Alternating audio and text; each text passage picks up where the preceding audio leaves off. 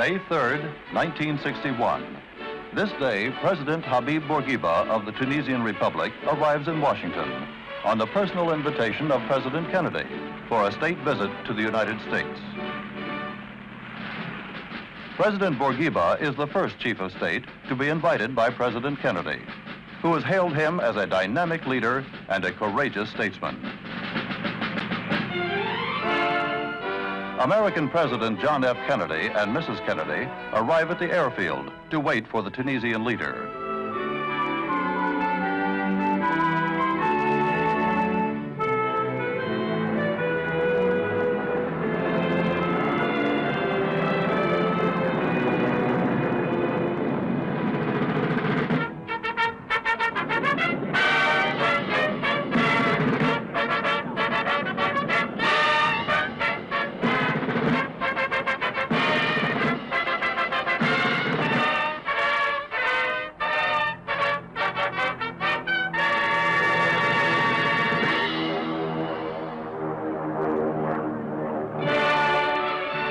First to welcome him are the American Chief of State and First Lady.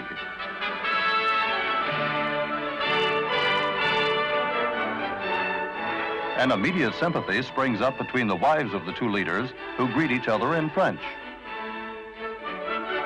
Among the top diplomatic and military dignitaries on hand to welcome the President are Secretary of State Dean Rusk and Mrs. Rusk.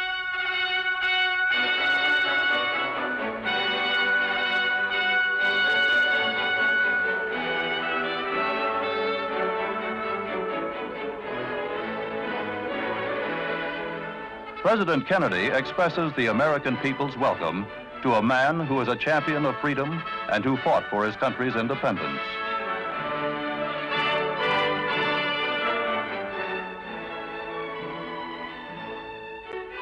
Following the warm reception at the airport, the presidential party leaves for the city of Washington.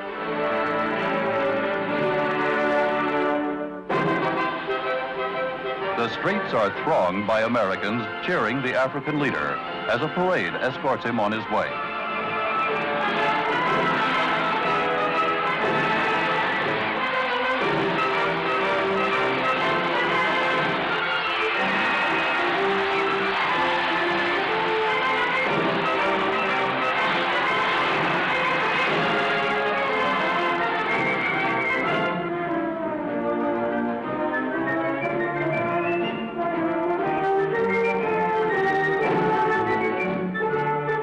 During their stay in Washington, President and Mrs. Bourguiba will make their home at Blair House, the residence of official guests of the American president.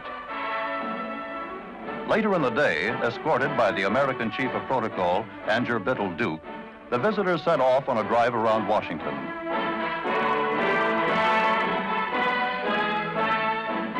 Their visit has come at an auspicious time. The American capital is at its scenic best in the month of May. The Jefferson Memorial interests the President.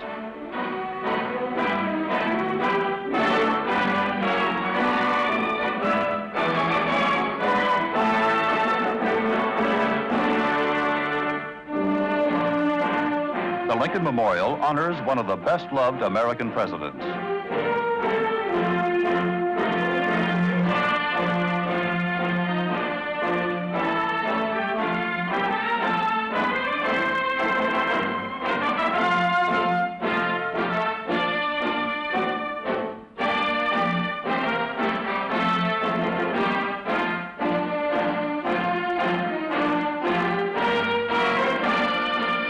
The Tunisian Chief of State arrives to pay his respects to the memory of Abraham Lincoln, whose work and life, he stated, have greatly inspired his own.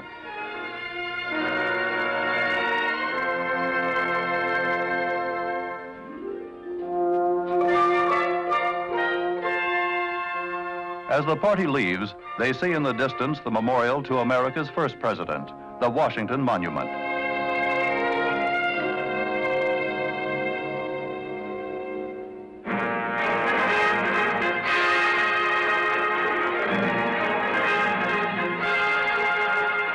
That evening, President and Mrs. Kennedy hold an official dinner in honor of President Bourguiba at the White House.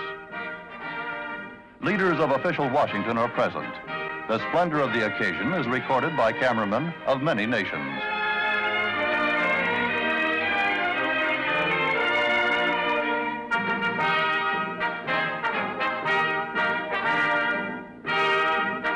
President and Mrs. Bourguiba are accompanied by Ambassador Habib Bourguiba Jr. and his wife.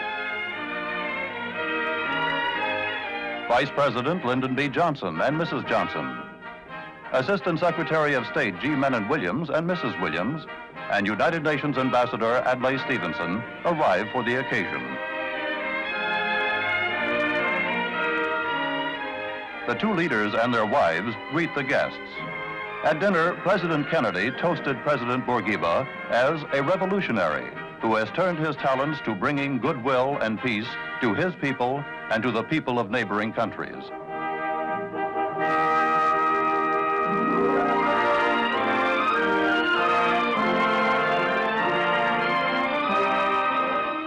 As a tribute to the visiting Chief of State, the American Congress convenes in a joint session. Responding to their invitation, President Bourguiba will address the Senate and the House of Representatives.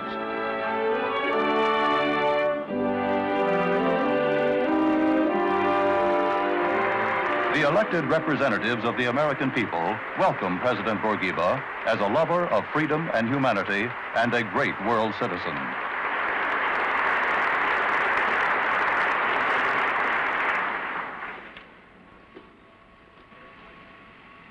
Honorables membres du Congrès,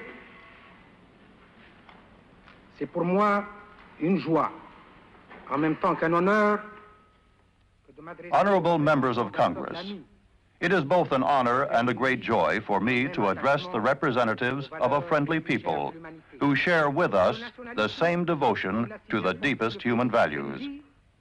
The primary quest of nationalism, as President Kennedy has so well understood it, is essentially liberation from the degrading subjugation of man to man and of people to people. Nous n'avons jamais hésité, en ce qui nous concerne, à souligner à l'adresse du monde occidental. We have never hesitated to point out to the Western world the harm it has done itself by compromising with its own principles in order to avoid giving offense to some of its members. It is therefore a real source of satisfaction to us to see the United States of America return to its traditional policy of anti-colonialism and support for the principle of self-determination and independence for all people. We have never ceased to proclaim our full and unqualified support for the struggle of our Algerian brethren for independence, or to translate that support from the moral to the material plane.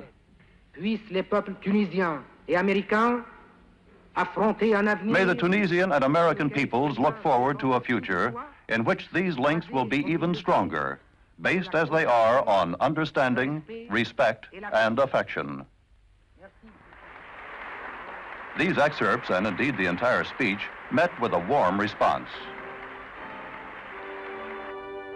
The Washington headquarters of the American Federation of Labor, Congress of Industrial Organizations. President Bourguiba renews an old acquaintance as he is warmly greeted by George Meany, president of the AFL-CIO. Mr. Meany shows President Bourguiba a mosaic bearing the motto, "Labor is life," at the building's entrance. The president inscribes his good wishes in the guest book. George Meany of the AFL-CIO and his guest have been friends since the Tunisian leader attended an international labor conference in San Francisco in 1951.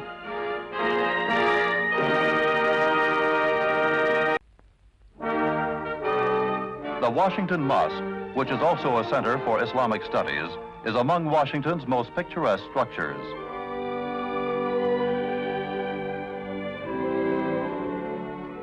President Bourguiba is greeted by ambassadors to the United States from Islamic countries.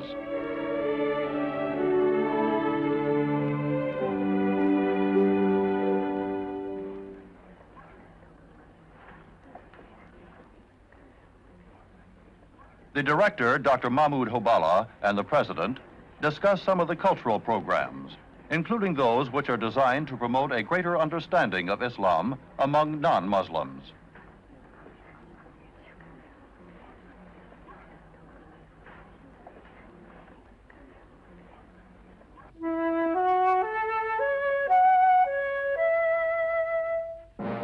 At the National Press Club, American and international journalists gather to hear a talk by President Bourguiba. The welcome is tumultuous. In the words of one reporter, "We are happy to see you. As always, you bring us good fortune."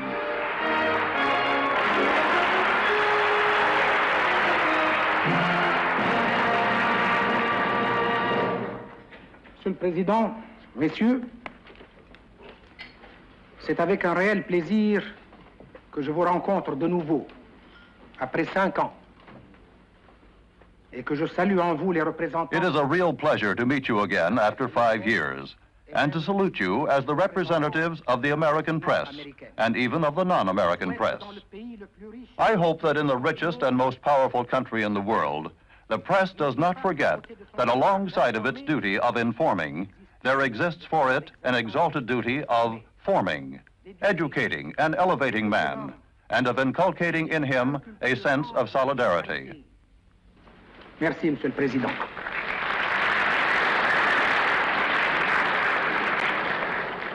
The Zoological Gardens is the home of a pair of Tunisian gazelles, presented in 1958 by President and Mrs. Bourguiba.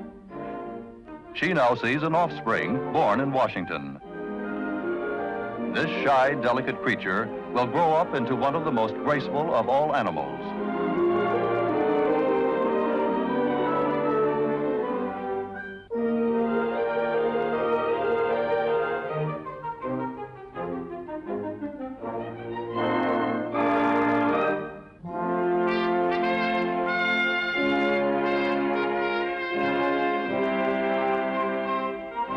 At the White House, President Bourguiba and President Kennedy have an exchange of views on a broad range of subjects.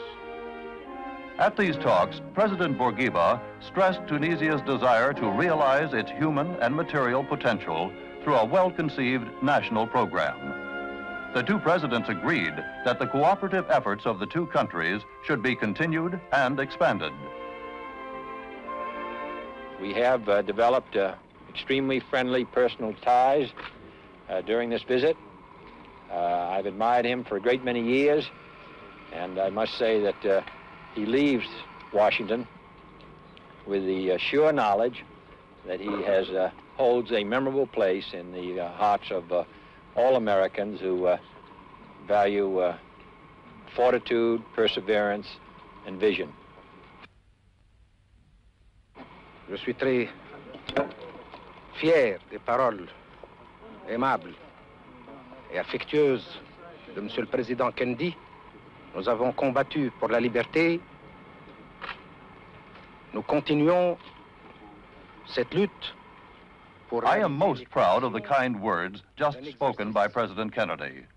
We have fought for liberty, and we continue the struggle to obtain the conditions for the full exercise of that freedom. In this second phase of our struggle, we have as a supporter President Kennedy and the people of the United States, whose welcome has gone straight to our hearts. Et le peuple américain, dont l'accueil nous est allé droit au cœur.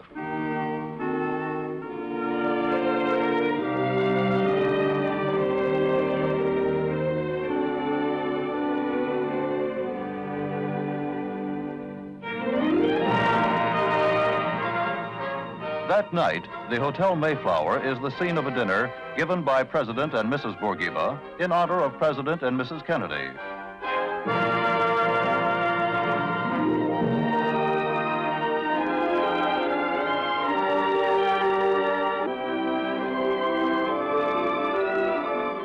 Ambassador Habib Bourguiba Jr. escorts Mrs. Kennedy, while Mrs. Bourguiba Jr. is escorted by President Kennedy.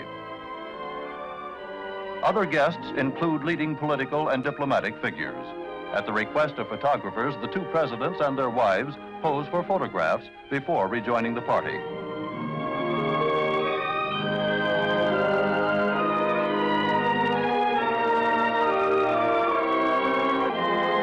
This is the eve of President and Mrs. Bourguiba's departure from the nation's capital. New York City showers its welcome on the Tunisian president in the form of confetti and ticker tape, a traditional greeting reserved for the most esteemed visitors. 200,000 New Yorkers line the streets and lean out of buildings to cheer President Bourguiba.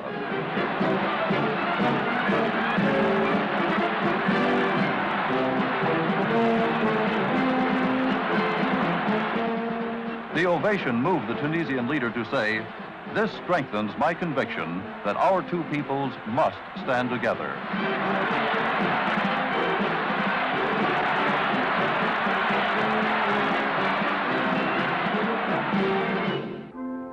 After the parade, to the Tunisian Trade Office in one of New York's most fashionable areas. A deep interest in how his country's export products are displayed and presented in the United States led President Bourguiba to come and see for himself.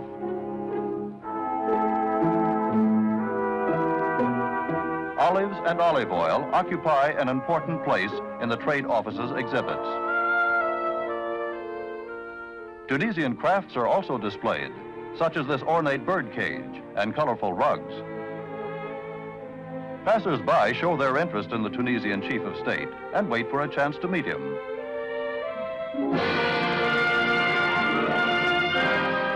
The United Nations, in which rest so many hopes for the peace and prosperity of the world, awaits the arrival of one of its staunchest supporters. President Bourguiba is warmly greeted by United Nations Secretary General Dag Hammarskjöld.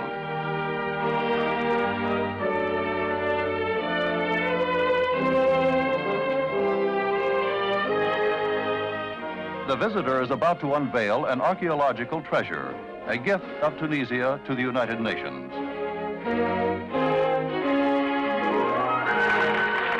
The mosaic, discovered in 1939 in Hydra, is nearly 2,000 years old and will stand in the delegates' lounge.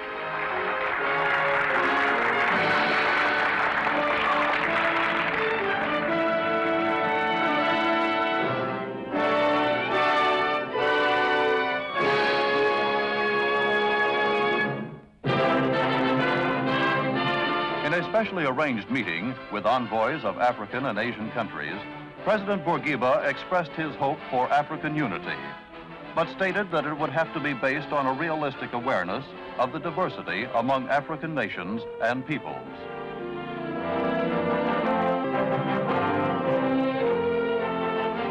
At the Waldorf Astoria Hotel, a reception is given by Tunisian ambassador to the United Nations, Manji Slim, in honor of the Chief of State. United Nations delegates and envoys come to the reception to meet the president. Ambassador Slim stands beside the president as he receives the United Nations delegates.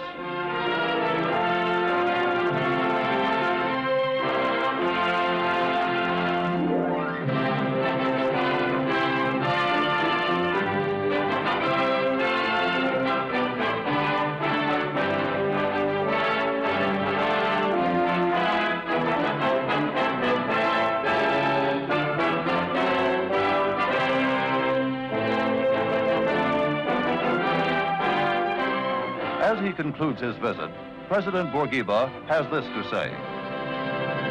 J'ai été très touché par la chaleur de l'accueil que j'ai rencontré aussi bien à Washington qu'à New York, partout où j'ai passé. I have been very touched by the warmth of the welcome which I have encountered in Washington as well as in New York, everywhere I have gone, which proves to me that the American people feel the greatest friendship for the Tunisian people, a source among the Tunisian people of a great pride. I hope that the future reinforces that friendship and that we will be strong enough to withstand the vicissitudes of destiny.